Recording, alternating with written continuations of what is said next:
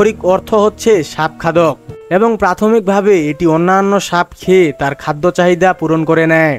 King Cobra বা শঙ্খচূড় সাপ যে সকল অন্যান্য সাপকে খেয়ে থাকে তার মধ্যে রয়েছে রেড সাপ এবং ছোট আকৃতির অজগর সাপ।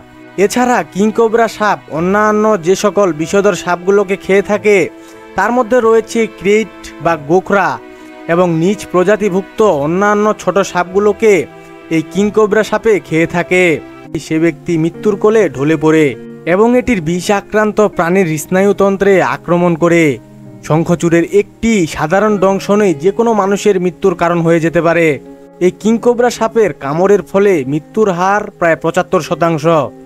ভারতের উত্তর পূর্ব ও পূর্বাংশে এবং বাংলাদেশের সুন্দরবনের গভীরে এই সাপ দেখতে পাওয়া যায়।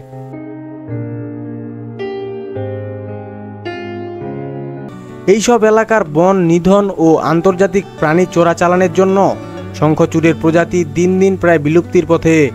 শঙ্খচূড় বা কিংকোবরা সাপ তো অনেকেই দেখেছেন, কিন্তু এই সাপ মাটি থেকে নিজের দেহ কতটা শূন্যে তুলে ধরতে পারে সেই দৃশ্য বোধহয় খুব কমই প্রকাশ্যে এসেছে। সম্প্রতি এমনই একটি ভিডিও প্রকাশ্যে এসেছে যা দেখে আপনারও শরীর শিউরে উঠতে পারে। ভিডিওটিতে দেখানো হয়েছিল একটি ১৫ ফুট লম্বা কিংকোবরা সাপ তার দেহের প্রায় অর্ধেক অংশ শূন্যে ভাসিয়ে রেখেছিল এবং বাকি অংশটুকু তার মাটির সাথে লেগেছিল।